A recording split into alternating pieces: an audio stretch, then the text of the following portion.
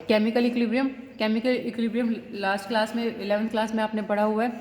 इसमें क्या होता है, आगे से और पीछे से दोनों तरफ से जो फॉरवर्ड डायरेक्शन और बैकवर्ड डायरेक्शन दोनों तरीके से रिएक्शन होती है।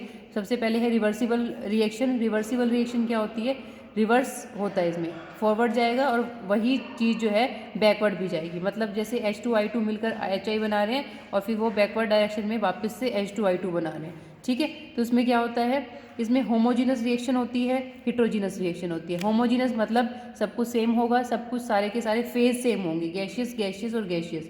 ठीक है, लिक्विड स्टेट में क्या होगा, लिक्विड लिक्विड और लिक्विड। ठीक है, जो भी बनेगा सबके सब एक ही फेज में होंगे, चाहे वो लिक्विड हो, सॉलिड हो या गैशियस स्टेट हो।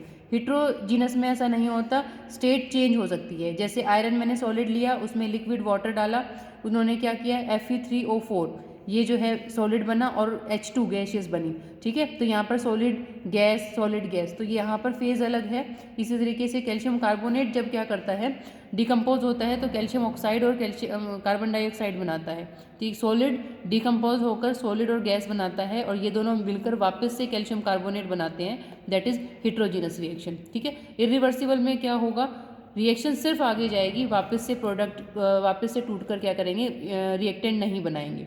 ठीक है, तो यहाँ पर क्या होता है, रिएक्शन सिर्फ फॉरवर्ड डायरेक्शन में जाती है। इसके एग्जांपल जो है, सबसे आसान एग्जांपल MgO2, Mg और O2, मैग्नीशियम जब एयर की प्रेजेंस में जलता है तो मैग्नीशियम ऑक्साइड बनाता है। ठीक है, तो ये सिर्फ एक ही डायरेक्शन में है, वापस से हम मैग्नीशियम ऑक्साइड से मैग्नीशियम और ऑक्सीजन नहीं बना सकते। ठीक है, इसके बाद हमारे पास है केमिकल इक्विलिब्रियम। केमिकल इक्विलिब्रियम क्या होता है, it is a reversible reaction in which the rate of forward reaction become equal to the rate of the backward direction. ठीक है, क्या होगा, इनिशियली सबसे पहले क्या होगा, कोई भी रिएक्टेंट एक हाई पीक पे होंगे, उनके कुछ कंसंट्रेशन होगी। ठीक है, वो क्या करेंगे, धीरे धीरे धीरे धीरे क्या करेंगे, प्रोडक्ट में चेंज होंगे और प्रोडक्ट में चेंज होते होते रिएक्शन की स्पीड थोड़ी कम हो जाएगी। इनिशियली बहुत हाई स्पीड पर काइनेटिक्स बहुत अच्छी होगी उसकी, और धीरे धीरे वो डाउन होते होते ऐसी स्टेज पे आ जाएंगे कि वहाँ से थोड़ी सी देर के बाद क्या हो जाएगा, प्रोडक्ट जो बनेंगे वो वापस से रिएक्टेंट में बनने लग जाएंगे। तो फॉरवर्ड डायरेक्शन में और बैकवर्ड डायरेक्शन में दोनों में क्या हो जाएगा, एक इक्विलिब्रियम हो जाएगा, जिस पॉइंट पर प्रोडक्ट का बनना और रिएक्टेंट का बनना इक्वल हो जाता है, मतलब हमें जो मिलेगा वो दोनों तरफ इक्वल इक्वल हो जाएगा, दैट इज इक्विलिब्रियम पॉइंट। ठीक है, इसे इक्विलिब्रियम पॉइंट कहते हैं। लॉ ऑफ मास एक्शन क्या कहता है, मास एक्शन के अकॉर्डिंग कि जो भी हमारा एक्टिव मास है, मतलब एक्टिव मास का मतलब जितना भी पार्टिसिपेशन कर रहा है मॉलिक्यूल, मतलब मैंने अगर 20 ग्राम सबस्ट्रेट लिया या रिएक्टेंट लिया, उसमें से 17 ग्राम अगर रिएक्ट कर रहा है और 3 ग्राम अनरिएक्टेड रह रहा है, तो हमारा एक्टिव मास जो है वो 17 ग्राम होगा। ठीक है, तो जो भी मेरे पास क्या है, एक्टिव मास है, ठीक है, उसको रिएक्ट करने का जो की स्पीड होगी या फिर जो रेट होगा वो किसके इक्वल होगा, वो जो प्रोडक्ट हैं जो बन रहे हैं उनके प्रोपोर्शनल होगा। ठीक है, लॉ ऑफ मास एक्शन क्या कहता है, rate at which the substance react is proportional to its active mass, कि कितना रेट होगा, जितना ज़्यादा रिएक्टेंट होगा उतना ही वो फॉरवर्ड डायरेक्शन में जाएगा, उतनी ही आसानी से वो प्रोडक्ट में चेंज होगा और उतनी ही फॉरवर्ड डायरेक्शन में रिएक्शन की स्पीड होगी। ठीक है, that is law of mass action. उसके बाद लॉ ऑफ केमिकल इक्विलिब्रियम क्या कहता है कि जो प्रोडक्ट बनते हैं वो क्या करते हैं, डिपेंड करते हैं रिएक्टेंट के साथ जो उनकी कंसंट्रेशन है उसके ऊपर। ठीक है, केमिकल इक्विलिब्रियम का लॉ जो है वो ये कहता है, प्रोडक्ट और रिएक्टेंट की कंसंट्रेशन का मेजर रोल है रेट ऑफ रिएक्शन में। ठीक है, फॉरवर्ड डायरेक्शन में क्या रेट होगा और बैकवर्ड डायरेक्शन में क्या रेट होगा, वो डायरेक्टली प्रोपोर्शनल है कंसंट्रेशन। ठीक है, कंसंट्रेशन कितनी है। ठीक है, तो यहाँ पर फॉरवर्ड डायरेक्शन में KF मैंने कांस्टेंट लगा दिया और बैकवर्ड डायरेक्शन में KB हो गया। ठीक है, और इक्विलिब्रियम कांस्टेंट क्या होगा, KF/KB। फॉरवर्ड डायरेक्शन में डिवाइडेड बाय बैकवर्ड डायरेक्शन में जो दोनों कांस्टेंट हैं उनका रेशो इक्विलिब्रियम कांस्टेंट कहलाता है। ठीक है, तो इक्विलिब्रियम के टाइम पे क्या होगा, फॉरवर्ड डायरेक्शन में जो रेट है वो बैकवर्ड डायरेक्शन में जो रेट है वो दोनों इक्वल हो जाएंगे, दैट इज इक्विलिब्रियम पॉइंट। ठीक है, तो यहाँ तक हमारा जो पुराना है वो सभी चल रहा है। ये आपने किया हुआ है कि केमिकल इक्विलिब्रियम जो है concentration of product divided by concentration of reactant. ठीक है, ये सारी चीज़ें हम 11th क्लास में पढ़ चुके हैं। उसके बाद इक्विलिब्रियम कांस्टेंट क्या होता है, इक्विलिब्रियम कांस्टेंट यही होता है, ये वाला जो K है। ठीक है, ये रेशो होती है प्रोडक्ट की कंसंट्रेशन की डिवाइडेड बाय रिएक्टेंट की कंसंट्रेशन की। ठीक है, the product of molar concentration of the product each raised to the power equal to its coefficient divided by the product of the molar concentration of the reactant. Each raised to its coefficient is constant at constant temperature is called as equilibrium constant. Equilibrium constant product की concentration की raise to the power जो भी उनका coefficient है, मतलब 2 molecule लिए, 4 लिए, 6 लिए, जिसने रिएक्ट किया है उनकी कंसंट्रेशन के ऊपर लगा देंगे हम और उसको डिवाइड कर देंगे प्रोडक्ट रिएक्टेंट की concentration raise to the power its coefficient. ठीक है. इसके बाद जो ये है इसको हम 3 तरीके, ये जो के है इसको मैं 3 तरीके से रिप्रेजेंट कर सकती हूँ. ठीक है. कंसंट्रेशन के केस में या प्रेशर के केस में या फिर एक्टिव मास के केस में. कंसंट्रेशन जो हमें दी हुई है, प्रेशर अगर गैसियस केस है, एक्टिव मास अगर मैं इसको बिल्कुल 100% प्योर फॉर्म में लेना चाहती हूँ कि जो यहाँ पर जो कंसंट्रेशन है वो तो हम 20 ग्राम लेंगे कि मैंने 20 ग्राम H2 लिया, 20 ग्राम ये लिया, ये रिएक्ट करके ये बना रहे हैं, तो यहाँ पर मैं कंसंट्रेशन के केस में तो ये लूँगी. ठीक है. एक्टिव मास के केस में मैं कहूँगी कि 17 ग्राम ने रिएक्ट किया था और 17 ग्राम प्रोडक्ट बना है, जो भी चाहे 15 ग्राम बनाओ, तो यहाँ पर मैं एक्टिव मास लूँगी, यहाँ पर मैं कंसंट्रेशन लूँगी जो इनिशियल मैंने ली थी. इनका रिलेशनशिप क्या होता है ये मेरे ख्याल से सब बच्चों को पता है कि Kp is equal to KC RT की पावर डेल्टा n. ठीक है. इसको डराइव करने की ज़रूरत नहीं है, यहाँ पे इसको याद रखना है. पता होगा वैसे तो 11th क्लास में सबने किया और बहुत ईजी डेरिवेशन है, फिर भी आपको ये तो 100% याद रखना है Kp is equal to KC RT की पावर डेल्टा n. ठीक है. इसी तरीके से हम क्या कर सकते हैं Kp KC और Kx अगर मैं क्या करती हूँ मोल फ्रैक्शन लेती हूँ वो भी कर सकती हूँ, इन सब की ज़रूरत नहीं है. ठीक है. अब हमारा जो मेन सबसे पहला टॉपिक है, यहाँ तक तो रिकैपिचुलेशन था. इसके बाद जो मेरा फर्स्ट टॉपिक है कंसेप्ट ऑफ केमिकल पोटेंशियल, वो यहाँ स्टार्ट होता है. ठीक है. केमिकल पोटेंशियल क्या है? नाम बहुत कुछ बताता है किसी भी चीज़ का. केमिकल मतलब केमिकल रिएक्शन होगी, पोटेंशियल मतलब उसकी कैपेसिटी. पोटेंशियल का मतलब कैपेसिटी होता है कि अगर कोई केमिकल रिएक्शन हो रही है तो उसमें जो उसकी कंसंट्रेशन है या उसका जो रिएक्शन हो रही है उसका पोटेंशियल कितना है, मतलब उसमें कितनी कैपेसिटी है प्रोडक्ट में चेंज होने की और प्रोडक्ट की कितनी कैपेसिटी है वापस से रिएक्टेंट में आने की. ठीक है. सबसे पहले यहाँ पर केमिकल इक्वेशन की बात करते हैं तो मेरे पास रिएक्टेंट और प्रोडक्ट दोनों चीज़ होती हैं और दोनों का पोटेंशियल जानना, उनकी कैपेबिलिटी कैलिबर उनका जानना कि वो कितनी आसानी से फॉरवर्ड डायरेक्शन में या कितनी आसानी से बैकवर्ड डायरेक्शन में आ सकते हैं, that is called as chemical potential. ठीक है. ये जनरल इंट्रोडक्शन है इसका.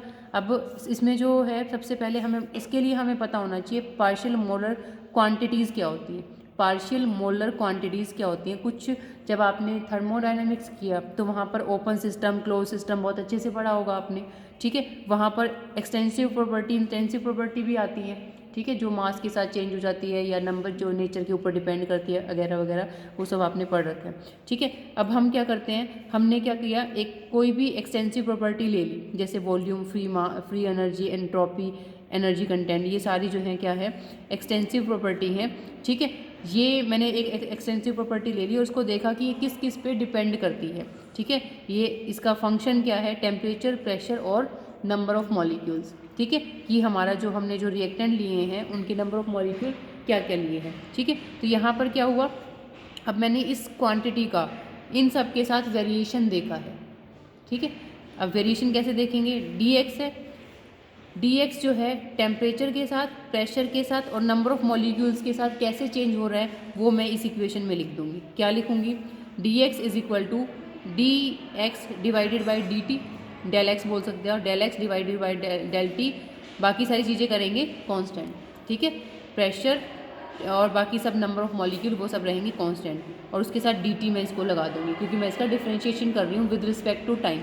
ठीक है. सेकेंड टाइम में मैं क्या करूँगी, प्रेशर के साथ इसको वेरी कराऊंगी, T और N सारे कांस्टेंट रहेंगे. थर्ड टाइम में मैं इसको N1 के साथ वेरी कराऊंगी, P, T और बाकी सारे N2, N3, N4 ये सारे कांस्टेंट रहेंगे. तो इस तरीके से मैंने क्या किया, पहले टेम्परेचर के साथ वेरी कराया, फिर प्रेशर के साथ, फिर N1 के साथ, फिर N2 के साथ एंड सो ऑन. ठीक है. तो इस तरीके से वेरी कराकर मैंने क्या कर दिया, एक इक्वेशन बना ली.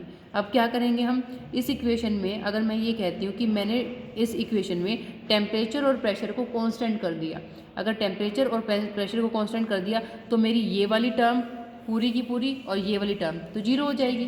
ठीक है. क्यों, क्योंकि जब टेम्परेचर कांस्टेंट है तो dt जीरो हो गया और अगर प्रेशर कांस्टेंट है तो dp जीरो हो गया. तो ये टर्म कट गई, ये टर्म कट गई. तब जो dx है मेरा वो डिपेंड करेगा किसके ऊपर, यहाँ पे ये सारी चीज़ें दिखा दी, dt 0 है, dp 0 है, तो फर्स्ट टू टर्म्स जो है कट गई। अब जो dx है वो डिपेंड करेगा या वेरी करेगा किसके साथ, नंबर ऑफ मोल्स के साथ, ठीक है। तो नंबर ऑफ मोल के साथ अगर जो वेरी कर रहा है, तो जहाँ ये वाली सारी चीज़ें, ठीक है, ये सारी चीज़ें पार्शियल मोलर क्वांटिटी कहलाती हैं, ठीक है। पार्शियल का मतलब है सिर्फ एक पे डिपेंड नहीं है, सबके ऊपर थोड़ा थोड़ा डिपेंड है। पार्शियल का मतलब ये पार्शियल प्रेशर जैसे आपने किया होगा, total pressure is equal to partial pressure of each gas, ठीक है। हम कहते हैं ना कि टोटल पी प्रेशर है तो वो P1 plus P2 plus P3 and so on, जितनी भी गैसेस है उसके ऊपर डिपेंड करता है। तो ये सारा पार्शियल प्रेशर होता है और ये जो है टोटल प्रेशर है। इसी तरीके से कोई भी प्रॉपर्टी x है उसका नेचर डिपेंड करेगा पहला इसके ऊपर कि वो n1 के साथ कैसे वेरी कर रही है, n2 के साथ कैसे वेरी कर रही है, n3 एंड सो ऑन, इन सब के साथ कैसे वेरी कर रही है। इन सब के साथ जितना जितना वेरी करेगी उसके हिसाब से इसका नेचर, जो हमारा dx है उसका नेचर पता चलेगा, that is partial molar quantity, ठीक है। अब जो हमारा केमिकल पोटेंशियल है, इसका दूसरा नाम है पार्शियल मोलर फ्री एनर्जी। देखो अब ये हमारी पार्शियल मोलर क्वांटिटी होगी, मतलब ये एक ऐसा यूनिट हो गई जो क्या है, पार्शियल मोलर है। मतलब इसका चेंज होना डिपेंड करता है number of molecule of each content, जो भी रिएक्टेंट है उन सब का नंबर ऑफ मॉलिक्यूल क्या है उसके ऊपर इसका नेचर डिपेंड करता है। इसलिए ये क्या है, पार्शियल मोलर क्वांटिटी है। और पार्शियल मोलर क्वांटिटी की free energy partial molar free energy कहलाएगी, ठीक है। तो यहाँ से पार्शियल मोलर फ्री एनर्जी का मतलब समझ में आ गया, ठीक है। पार्शियल मोलर फ्री एनर्जी को मैंने कह दिया केमिकल पोटेंशियल क्या है, मतलब इस जो हमारा जो पार्शियल मोलर क्वांटिटी है इसका नेचर, इसकी एनर्जी कितनी है, इसकी फ्री एनर्जी कितनी है, ये कितना रिएक्ट कर सकती है किसी भी केमिकल रिएक्शन में, तो वो डिपेंड करता है फ्री एनर्जी के साथ। ये पता है ना सबको। तो डेल्टा जी क्या होता है, पॉजिटिव होता है या नेगेटिव होता है स्पॉन्टेनियस रिएक्शन के लिए? पॉजिटिव होता है, हाँ। ठीक है, मान लो तुम्हारी बात मान ली कि अगर डेल्टा जी पॉजिटिव है तो हमारी रिएक्शन जो है स्पॉन्टेनियस होगी, ठीक है। अब वो जो डेल्टा जी मैं कह रही हूँ वो क्या है, फ्री एनर्जी है। उसके ऊपर रिएक्शन का टाइप पता चलेगा कि हमारी रिएक्शन हो सकती है नहीं हो सकती। तो इस पार्शियल मोलर क्वांटिटी की फ्री एनर्जी बताएगी कि ये रिएक्शन में पार्टिसिपेट कर सकती है, केमिकल रिएक्शन कर सकती है या नहीं कर सकती। तो इसीलिए पार्शियल मोलर फ्री एनर्जी अपने आप में इम्पॉर्टेंट चीज़ हो गई।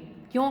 क्योंकि ये डिसाइड करेगी कि जो मेरी पार्शियल मोलर क्वांटिटी है डेल एक्स है वो केमिकली कितना पार्टिसिपेट करेगा, कितना इन्वॉल्व होगा रिएक्शन में। तो इसको हमने दूसरा नाम दे दिया केमिकल पोटेंशियल। तो जो मेरा जी फ्री एनर्जी होता है और अगर मैं डेल जी कर देती हूँ तो वो पार्शियल मोलर फ्री एनर्जी हो गई। तो पार्शियल मोलर फ्री एनर्जी वो डिपेंड करेगी डेल एन आई के साथ, ठीक है। एन आई मतलब 1 2 3 जो भी होगा, बाकी सारी टेम्परेचर प्रेशर और बाकी सारी चीज़ें कांस्टेंट रहेंगी। इसको मैंने शॉर्ट फॉर्म में लिख दिया जी आई बार, ठीक है। तो ये मेरा हो गया chemical potential, that is chemical potential. इसको मैंने दूसरा सिंबल चेंज कर दिया इसके लिए म्यू, ठीक है, that is chemical potential. Chemical potential क्या है, variation of free energy partial molar free energy along with the constituent, जो भी हमारे नंबर ऑफ एटम्स हैं, ठीक है, n1 के n2 n3 के लिए। अगर DNI 1 है, 1 मोल लेंगे तो ये जो है हमारी इसकी इक्वल आ जाएगी, ठीक है। DNI अगर 1 मोल ले लिया तो DG मतलब इसका variation along with temperature pressure and number of molecules, ठीक है। तो ये है हमारा केमिकल पोटेंशियल और उसका वेरिएशन, ठीक है। यहाँ पर ये सारी चीज़ें हमें दिखा दी। अब मेरे पास DG अपॉन डेल N1 अगर मैं करूँगी तो इसको μ1 लिख सकती हूँ, इसको μ2 μ3, इस तरीके से μ1 DN1 μ2 DN2 μ3 DN3, ये सारी जो है वेरिएशन हो गई किसके लिए, म्यू के लिए, मतलब पार्शियल मोलर फ्री एनर्जी या केमिकल पोटेंशियल के लिए, ठीक है। Chemical potential of a constituent in a mixture is its contribution per molecule to the total free energy of the system of a constant composition at constant temperature and pressure। constant temperature और pressure पर किसी भी constant composition मतलब किसी भी system का क्या होना, मिक्सचर का क्या, हर एक मॉलिक्यूल का क्या क्या कंट्रीब्यूशन है ये बताना केमिकल पोटेंशियल कहलाता है, ठीक है। एक सिस्टम में 4 5 6 7 जितने भी मॉलिक्यूल्स हैं, जितने भी रिएक्टेंट हैं, उन सब का फ्री एनर्जी में क्या कंट्रीब्यूशन है, पार्शियल मोलर फ्री एनर्जी कहलाता है, ठीक है, या केमिकल पोटेंशियल कहलाता है, ठीक है।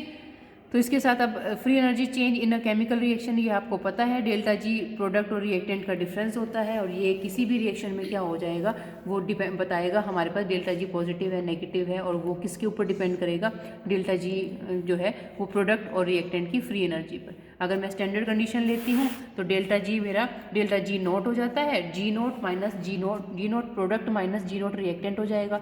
अब जी जो है मेरे पास M mu one M naught M N mu naught N, इसी तरीके से ये एक क्वांटिटी के लिए प्रोडक्ट के लिए हो गया और ये रिएक्टेंट के लिए होगा। तो इस जितना भी फ्री एनर्जी है या फिर आप केमिकल पोटेंशियल प्रोडक्ट का है माइनस केमिकल पोटेंशियल रिएक्टेंट का है, उन दोनों का डिफरेंस हमें डेल्टा जी नोट मतलब change in energy at standard condition हमें बताता है।